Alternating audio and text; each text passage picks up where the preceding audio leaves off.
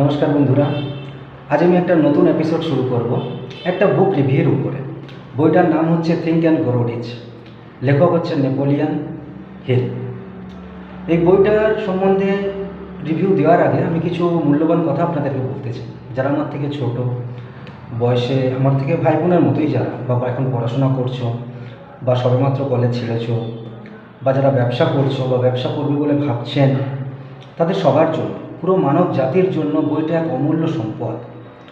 বইটা সম্বন্ধে বইয়ের রিভিউ দেওয়ার আগে আমি দু চারটে মূল্যবান কথা আপনাদেরকে বলতে চাই। এই বইটা কোনো ফিকশান নয়, সম্পূর্ণ ফ্যাকচুয়াল প্রিন্সিপালের উপর লেখা।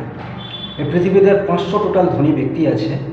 সেই 500 ধনী ব্যক্তির উপরে, তাদের জীবনীর উপরে নির্ধারণ করে বইটা লিখেছে। লেখকের নাম হচ্ছে নেপোলিয়ান হিল, যিনি নিজের জীবনের 20 বছর সময়, প্রায় 20 থেকে 25 বছর সময় দিয়েছেন এই বইটা লেখার জন্য। কেন লিখেছেন সে বিষয়ে দু চারটে কথা আমি আপনাদেরকে বলতে চাই। ওনার উদ্দেশ্য ছিল যে জীবনে যারা পরাজিত হয়েছেন, যারা অর্থের অভাবে কিছু করতে পারেননি, বা একটা এমন প্রিন্সিপাল তৈরি করা যে প্রিন্সিপাল মেনে চললে যে কোনো ব্যক্তি, চাই সে গরিব হোক, শিক্ষিত হোক, নিরক্ষর হোক, যে কোনো শ্রেণীর ব্যক্তি, সে সাফল্যের চূড়ান্ত পর্যায়ে বা সাফল্যের চূড়ান্ত শিখরে সে পৌঁছাতে পারে। সেই উদ্দেশ্যে নিজের জীবনে 20 থেকে 25 বছর সময় উনি দিয়ে এই সাকসেস ফিলোসফি তৈরি করেছে। It's a masterpiece. এই বইয়ের উপরও কোনো বই নেই। আপনি সাকসেস হোক বা সেলফ ইমপ্রুভমেন্টের যতই বই পড়েন না কেন, মাস্টারপিস যদি একটা থাকে তো থিঙ্ক অ্যান্ড গ্রো রিচ, এর উপর কোনো বই হয় না। আপনি চাইলে মার্কেটে সার্ভে করে দেখতে পারেন। তো আমি সবাইকে রেকমেন্ড করব, যদি তার অবসর সময়ে, যারা পড়াশোনা জানেন তারা তো বই পড়তেই পারবেন, আর যারা পড়াশোনা জানেন না বা অল্প জানেন, ইংরাজি বোঝেন না বা পড়তে পারেন না, মানে বোঝেন না, তারা ইউটিউব থেকে শুনতে পারেন। আমি একটা এপিসোড শুরু করছি। বইটির এক একটা চ্যাপ্টারে যেগুলো মূল্যবান কিছু কথা আছে, যে ফর্মুলাগুলো লেখা আছে, সেগুলো আমি শুধু তুলে ধরার প্রয়াস করছি মাত্র, তাকি যারা এই দেশের বিভিন্ন প্রান্তে, প্রত্যন্ত গ্রামে যাদের ঘরবাড়ি রয়েছে, যারা বসে আছেন, যে সমস্ত ভাই বোনেরা বা যে সমস্ত ব্যক্তিরা ভাবছেন যে আমি কি করব আর কিভাবে করব। সবাই তো চায় বড় হতে, সবাই তো চায় অর্থ উপার্জন করতে, কিন্তু সে ফর্মুলা কোথায়? যে অর্থ কামায় সে পাশের লোককে বলবে না যে তুমিও কামাও, কোনো দিন বলবে না। মুখে বলে করো, কিন্তু সত্যি সত্যি অন্তর থেকে সে ফর্মুলা আপনাকে দেবে না।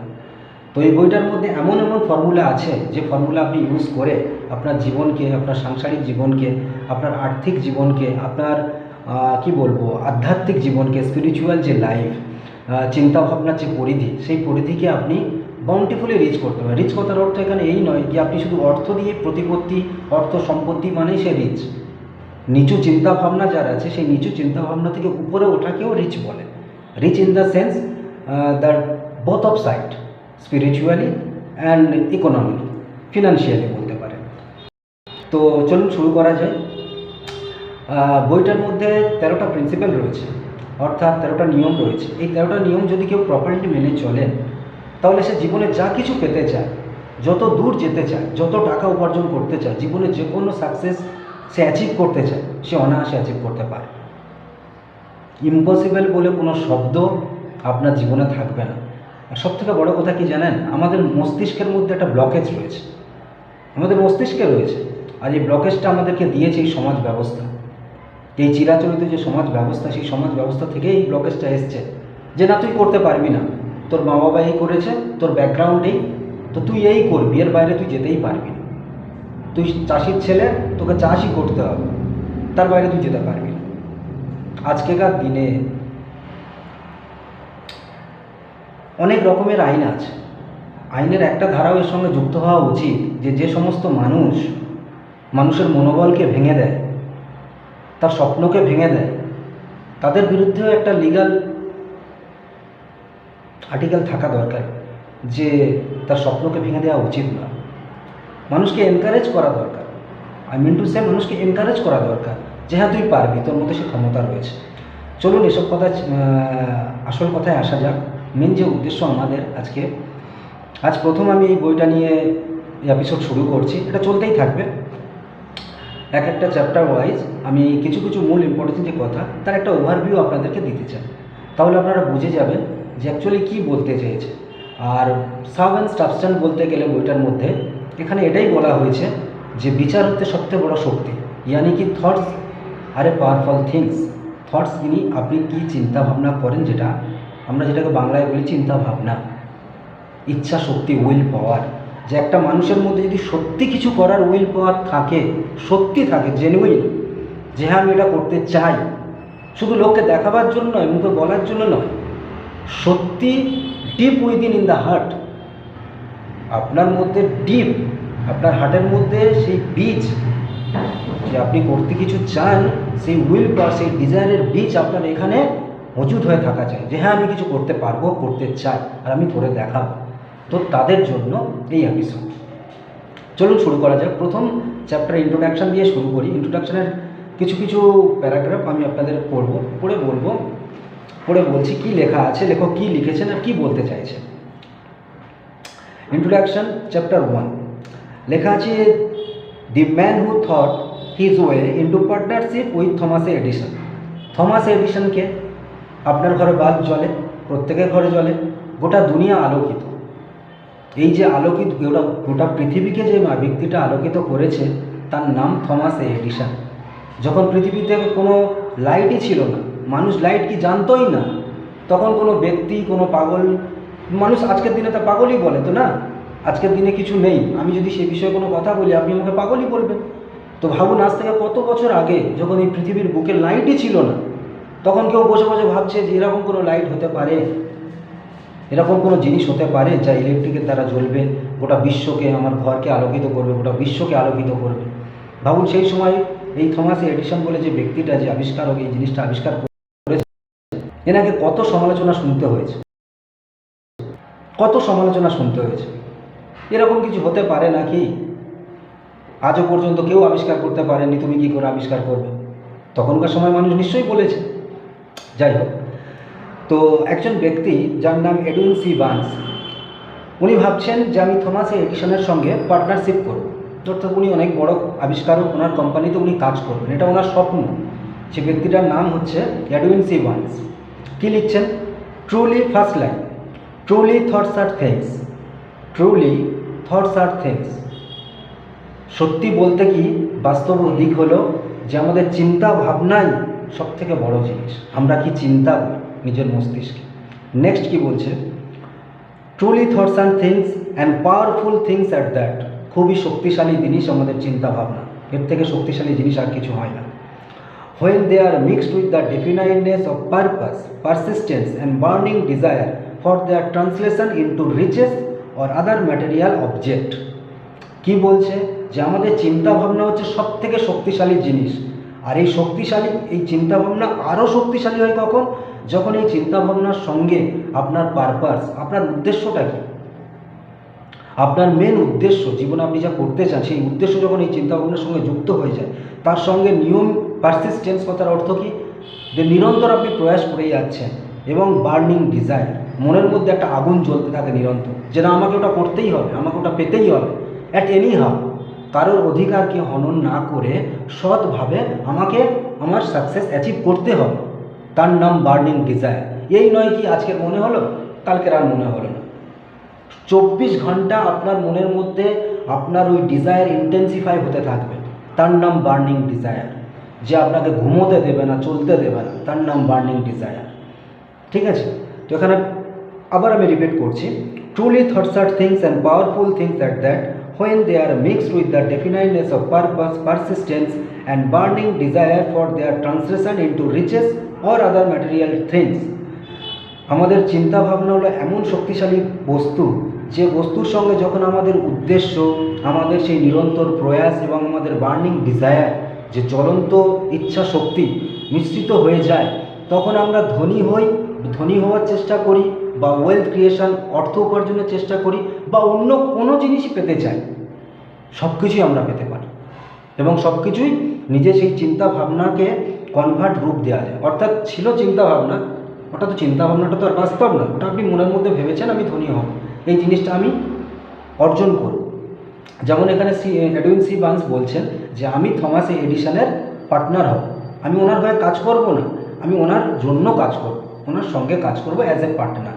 এটা ওনার চিন্তা ভাবনা, এটা কিন্তু এখন বাস্তব হয়নি, এটা উনি মনের মধ্যে শুধু ভেবেছেন। তো এখানে লেখক বলছেন যে সব কিছুই সম্ভব যদি আপনার চিন্তাভাবনার সঙ্গে আপনার উদ্দেশ্য, পারসিস্টেন্স আর জ্বলন্ত ইচ্ছা শক্তি মিশ্রিত হয়ে যায়, তো আপনি দুনিয়াতে কোনো কিছুকেই পরিবর্তন করে দিতে পারেন নিজের চিন্তা শক্তির দ্বারা। নেক্সট বলছে, one of the chief characteristic of one's desire was is that definite. ওনার যে ডিজায়ার, আমি একটু আগে বলছিলাম না যে জ্বলন্ত ডিজায়ার, যে ইচ্ছা শক্তি, সেটা হচ্ছে ডেফিনেট। এই নয় কি অফ অন হচ্ছে, কখনো ইচ্ছা হচ্ছে কখনো ইচ্ছা হচ্ছে না, এটা হচ্ছে উইশ। যদি আপনার এরকম কখনো হয় যে কোনো জিনিস করার ইচ্ছে হচ্ছে মন থেকে, আবার দুদিন পরে মনে হচ্ছে না করবো না, ওটা উইশ, ওটা ডিজায়ার না। উইশ আর ডিজায়ারের মধ্যে ফারাক আছে, ঠিক আছে। এখানে বলছে one of the chief characteristic of one's desire was that it was definite.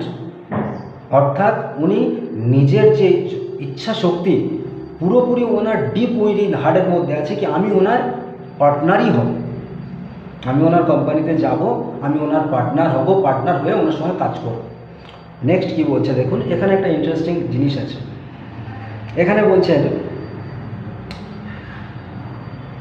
He wanted to work with Edison not for him. আমি একটু আগেই বললাম যে সে এডিশনের সঙ্গে কাজ করতে চায়, তার জন্য নয়, মানে পার্টনারশিপে কাজ করতে চায়। He wanted to work Edison not for হিম।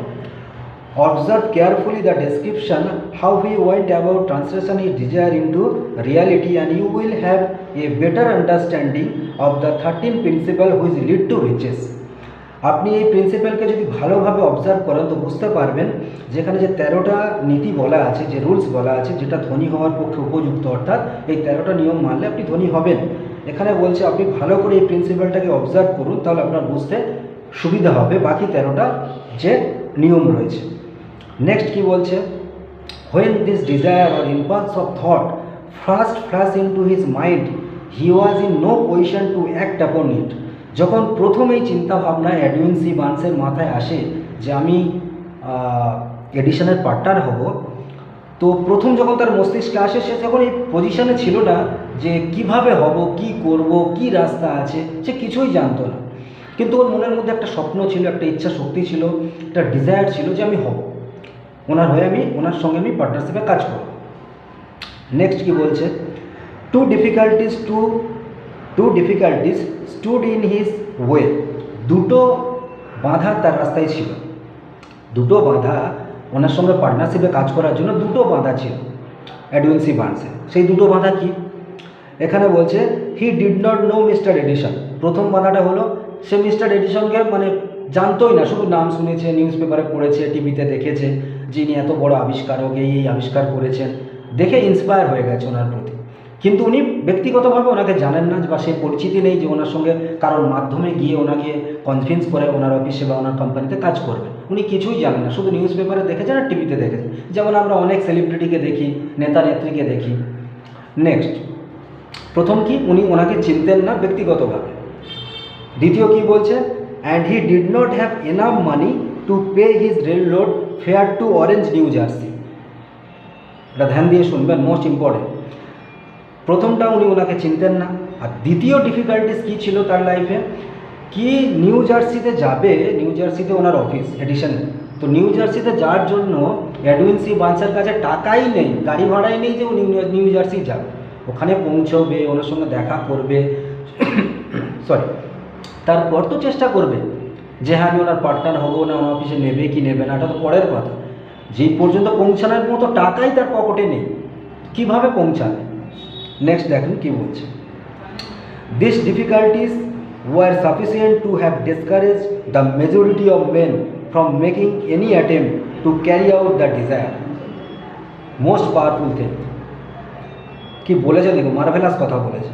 এখানে বলা হচ্ছে this difficulties were sufficient to have discourage the majority of men from making any attempt to carry out the desire. এখানে বলা হচ্ছে এই যে ডিফিকাল্টিস দুটো ছিল, এই ডিফিকাল্টি যথেষ্ট অধিকাংশ মানুষকে বসিয়ে দেয়া যে না আর দরকার নেই ভাই, আমার দ্বারা হবে না, আমি ওনাকে চিনিও না, আমার কাছে গাড়ি ভাড়াও নেই, অত অর্থও নেই, আর তাছাড়া যাবো এত কষ্ট করে, উনি রাজি হবেন কি হবেন না, আমাকে নেবেন কি নেবেন না, এটা যথেষ্ট। আর এই চিন্তাভাবনার জন্যই অধিকাংশ মানুষ হাল ছেড়ে দেয়, নিজের যে স্বপ্ন সেই স্বপ্নের দিকে এগোই না, ভয় পেয়ে হাল ছেড়ে দেয়, হার মেনে নেয়। অ্যাকচুয়ালি বলতে গেলে হার মেনে নেয়, পাতি বাংলা ভাষায় বলতে গেলে। নেক্সট কি বলছে, but his was no ordinary desire, এটা তার অর্ডিনারি ডিজায়ার নয়, আমি বলেছি না এটা বার্নিং ডিজায়ার, যে 24 ঘন্টা ওনার মনের মধ্যে দাউ দাউ করে চলছে যে আমাকেও ওনার পার্টনার হতেই হবে, এটা অর্ডিনারি ডিজায়ার নয়। He was so determined to find a way to carry out his desire that he finally decide to travel by bring baggage rather than be defeated. শেষে উনি কী চিন্তাভাবনা করলো, যে আমাকে কোনোভাবে একটা রাস্তা বার করতেই হবে, যে কোনোভাবে। আমার কাছে টাকা নেই, আমি ওনাকে চিনি না, কেউ আমাকে টাকা দেবে না, কিন্তু আমি কি হার মেনে নেব? আমাকে একটা রাস্তা বের করতেই হবে, I have to find a way. তো কী সিদ্ধান্ত উনি নিলেন, যে আমি হার মানবো না, হার মানার থেকে ভালো আমি ব্রিং ব্যাগেজে যাব, অর্থাৎ যে ব্রিং ব্যাগেজ ট্রেন থাকে যেমন আমরা মালগাড়ি বলি, তো সে মালগাড়ি করে উনি নিউ জার্সি যাওয়ার সিদ্ধান্ত নিয়েছেন। দ্যাটস ফাইন, মালগাড়িতে করে উনি নিউ জার্সি আলটিমেটলি গিয়েও ছিলেন। ওকে, এরপরে ওখানে যাওয়ার পরে কয়েক মাস কেটে গেছে, এডিসনের সঙ্গে কথা বলেছেন। এখন যাওয়ার সঙ্গে সঙ্গে তো আর কেউ পার্টনার হয় না, তো সেখানে কিছুদিন কাজ করার পর উনি ধীরে ধীরে কোম্পানির সম্বন্ধে, ওনার পার্সোনালিটি সম্বন্ধে, হ্যাবিট সম্বন্ধে বুঝলেন, ওনার নিজের পরামর্শ কি জানালেন। তো এডিসনের সঙ্গে যখন প্রথম উনি মিট করেন, তখন এডিসন, উনি তো বড় ইনভেন্টার, দেখার পরে ওনার চোখ মুখে, এডিসন সি বার্নেসের চোখ মুখ দেখে উনি বুঝতে পেরেছিলেন, এক্সপ্রেশন দেখে, যে এ কিছু বড় কিছু করতে চায়। একটা চোখ মুখে, আপনি যখন জীবনে বড় কিছু করতে চাইবেন না, আপনার মুখে বলতে হবে, আপনার এক্সপ্রেশনে বোঝা যাবে যে আপনার মনের মধ্যে কী আছে। তো উনি একটা সুযোগ দিয়েছেন ওনার অফিসে কাজ করার জন্য।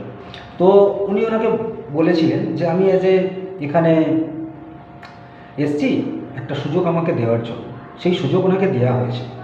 তো মাসের পর মাস কেটে গেল, 1 বছর 2 বছর হয়ে গেল, কোনো কাজই হচ্ছে না, কিছু করতেই পারছে না। শেষমেশ কি হলো,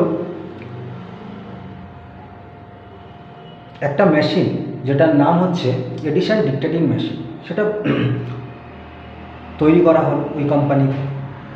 যখন তৈরি করা হলো তখন সব ইঞ্জিনিয়ার, অফিসের স্টাফ বললো যে না, এই মেশিনটা চলবে না, মার্কেটে নেবে না, লোক নেবে না। তখন বার্নস বলল যে ঠিক আছে, আমাকে দেয়া হোক, আমি এটাকে সেলিং করব, এই দায়িত্বটা আমাকে দেওয়া হোক, মার্কেটিং করব আমি, সেল করব আমি রেসপন্সিবিলিটি নিচ্ছি। তো এডিসন ওনাকে বললেন যে ঠিক আছে, আমি তোমাকে রেসপন্সিবিলিটি দিচ্ছি, তুমি অল ওভার দ্য নেশন, পুরো নেশনে তুমি এটাকে মার্কেট করো। ওনার মধ্যে স্কেলিং ক্যাপাসিটি ছিল, উনি কিছু জানতেন স্কিল, যে সেল কীভাবে করতে হয়। তো ভালোভাবে সাকসেসফুলি উনি এটাকে মার্কেট করেছেন।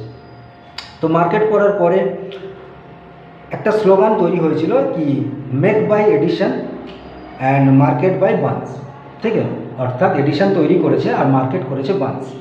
এটা আমি সংক্ষিপ্ত বললাম, পড়লাম না, অনেক কিছুই লেখা আছে এখানে। একটা খুব মূল্যবান কথা লেখা আছে, সেটা আমি আপনাদেরকে পড়ে শোনাচ্ছি। Psychologists have correctly said that when one is truly ready for a thing, it puts in its appearance. আবার বলছি, Psychologists have correctly said that when one is truly ready for a thing, it put in its appearance. অর্থাৎ psychologist, অর্থাৎ মনস্তাত্ত্বিকবিদ, যারা psychology নিয়ে পড়াশোনা করে তাদের psychologist বলছে যে যখন কোনো ব্যক্তি সত্যি সত্যি কোনো জিনিসকে অন্তর থেকে পেতে চায়, তো সেই বস্তু বা সেই জিনিস অটোমেটিক্যালি কোনো না কোনো রাস্তা দিয়ে তার সামনে আবির্ভূত হয়ে যায়। এটা মনস্তাত্ত্বিকদের কথা। এটা আমি সংক্ষেপে আপনাকে একটা ফর্মুলা বললাম, বলার কারণ এটাই। নেক্সট আমি একটা পরে যখন ভিডিও বানাবো, আর একটা এপিসোডে আমি আপনাদেরকে একটা লেসন আপনি আপলোড করব, সেটা দিয়ে বুঝতে পারবেন। এটা বলার কারণ এটাই, এই যে আমি আপনাদেরকে পড়ে শোনালাম বিষয়টা, এর সাব অ্যান্ড সাস্টেন কী। আমরা ভাবি কি পয়সা নেই, ব্যবসা করতে পারবো না, পয়সা নেই, পড়াশোনা করা যাবে না, বাবা মা গরিব, আমি জীবনে বড় হতে পারবো না, আমি স্কুলে যাইনি কোনো কারণ, আমার আর্থিক কারণ খারাপ, তাই তো আমি স্কুলে যেতে পারিনি, তো আমি যেহেতু পড়াশোনা জানি না, আমি কিছু করতে পারবো না। প্রথম যে লাইনটা এই বইতে লেখা আছে, যেটা আমি আপনাদেরকে পড়ে শোনালাম, যে ট্রুলি থটস আর থিংস। আপনি কি চিন্তা ভাবনা করেন, আর আপনার চিন্তা ভাবনা কতটা শক্তিশালী, আপনার ডিজায়ার কতটা শক্তিশালী, সত্যি কি আপনি জীবনে বড় হতে চান? আর যদি বড় হতে চান, উদ্দেশ্যটা কি, কত বড় হতে চান, সেই স্বপ্নটা আগে আপনাকে তৈরি করতে হবে। সেই ডিজায়ারকে আপনাকে ইন্টেন্সিফাই করতে হবে মনের মধ্যে, কি এটাই আপনার গোল, এটা আমি পেতে চাই। সেইভাবে নিজের রোডম্যাপ তৈরি করতে হবে। এখানে টাকা, পড়াশোনা কোনো মাইনে রাখে না, ঠিক আছে? বইটার এপিসোড যত এগিয়ে যাবে আমি পরপর আপলোড করতে থাকবো, আপনি বুঝতে পারবেন আমি বারবার কেন বলছি যে টাকা এখানে মাইনে রাখে না। জয় হিন্দ।